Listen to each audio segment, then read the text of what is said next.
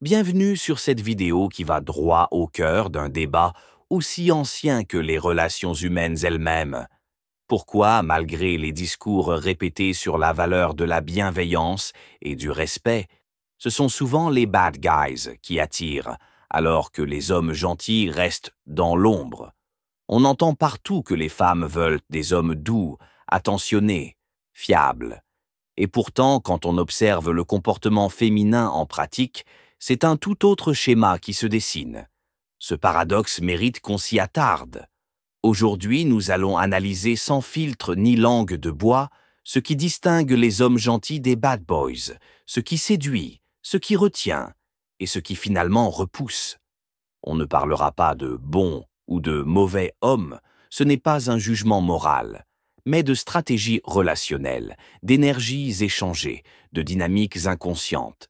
Et oui, on ira même plus loin. Il est temps de reconnaître certaines incohérences féminines, ses attentes floues, ses reproches tardifs, ses choix contradictoires. Car si être gentil semble logique, souhaitable, voire évident, force est de constater que cela ne paie pas toujours. Alors, est-ce la gentillesse elle-même le problème, ou plutôt la façon dont certains hommes l'utilisent? Réponse dans les prochaines minutes. L'homme gentil, souvent qualifié de nice guy, incarne une figure paradoxale, celle d'un individu poli, serviable, attentionné, mais terriblement inefficace sur le plan de l'attraction. Pourquoi? Il anticipe les besoins, évite les conflits, dit toujours oui, sourit même quand il n'en a pas envie. Il cherche avant tout à plaire, à ne jamais froisser. Son objectif implicite? Gagner la reconnaissance, l'amour ou simplement l'attention de l'autre. Le nice guy ne pose presque jamais de limites. Il accepte tout, y compris ce qui va à l'encontre de ses propres désirs. Cette absence de cadre rend sa personnalité peu définie, presque invisible. Il devient interchangeable, car il ne se distingue pas. Sous le masque de l'altruisme se cache bien souvent un calcul inconscient. Je donne maintenant, j'espère recevoir plus tard. Quand rien ne vient en retour, il bascule dans la frustration, puis dans la victimisation.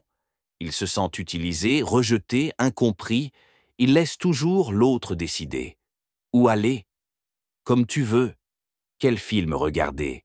Celui que tu préfères. Cette absence d'initiative envoie un signal clair. Je n'ai pas confiance en moi. Et cela, les femmes le sentent immédiatement. Les femmes affirment vouloir des hommes gentils, stables, respectueux. Mais en pratique, beaucoup finissent par s'attacher à des hommes imprévisibles, autoritaires, parfois toxiques. D'où vient ce décalage? Les femmes, comme les hommes, sont attirées par ce qui stimule l'émotion. Or, la gentillesse excessive tue l'attention. Elle supprime le mystère, le désir, la curiosité. En revanche, un homme distant, sûr de lui, imprévisible, crée un jeu, une dynamique addictive. Une femme ne tombe pas amoureuse de quelqu'un qui est déjà acquis. Elle tombe amoureuse de celui qu'elle doit convaincre, séduire, mériter. Être trop disponible dès le départ annihile toute possibilité de construction romantique. C'est comme offrir un livre avec toutes les pages tournées d'avance. Beaucoup de femmes perçoivent la gentillesse comme un signe de manque de confiance, de peur de perdre, de dépendance affective.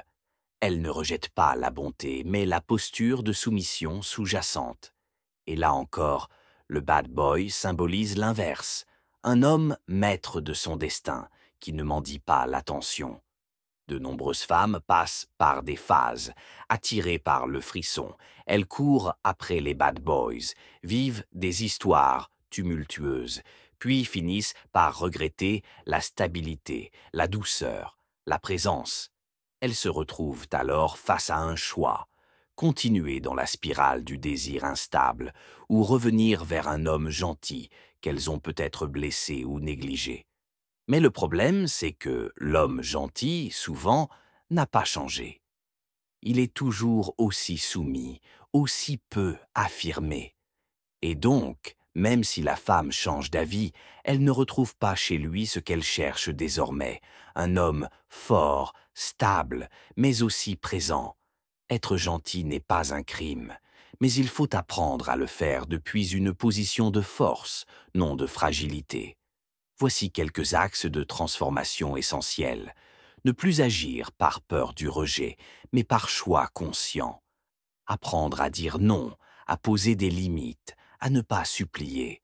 Savoir que si une personne ne répond plus, ce n'est pas la fin du monde. Vivre sa vie pleinement, qu'une femme soit présente ou non. Ne pas centrer son existence autour d'une seule personne. Plus un homme est complet en lui-même, plus il devient attractif. Arrêtez de jouer un rôle pour plaire, parler vrai, penser libre, agir en cohérence, être sincère sans être brutal, mais sans chercher à plaire à tout prix. Apprendre à cultiver le mystère. Ne pas tout donner trop vite, alterner présence et distance, laisser place à la curiosité, au désir, à l'envie de découvrir davantage. Ce n'est pas celui qui subit, qui s'efface, qui se sacrifie. C'est celui qui traite autrui avec respect, sans renier sa propre valeur. La vraie gentillesse est celle qui s'exerce depuis la force, non depuis la peur. Être gentil à notre époque, ce n'est pas nécessairement être aimé. Bien au contraire. Trop souvent, la gentillesse masculine devient une posture passive, soumise, manipulable.